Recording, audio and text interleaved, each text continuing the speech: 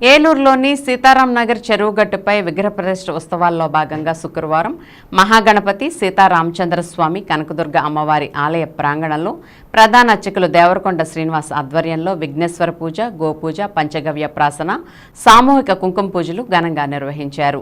ఈ కార్యక్రమంలో బీడీ కాలనీ, చెరువుగట్టు, సీతారాం నగర్, తంగెళ్లముడి, ఏలూరు పట్టణ నలుమూలల నుండి అధిక సంఖ్యలో భక్తులు తరలివచ్చి అమ్మవారికి కుంకుమతో విశేష పూజలు నిర్వహించారు. ఆలయ కమిటీ సభ్యులు మాట్లాడుతూ 23వ తేదీ ఆదివారం మూల విగ్రహాల ప్రతిష్ట, అదే రోజు అఖండ అన్నప్రసాద వితరణ జరుగుతుందని, భక్తులు 50 మంది తమకు తోచిన విరాళాలు ధన రూపేణ, వస్తు రూపేణ ఆలయ కమిటీ సభ్యులకు అందజేసి ఈ కార్యక్రమాన్ని విజయవంతం చేయవలసిందిగా కమిటీ సభ్యులు విజ్ఞప్తి చేశారు.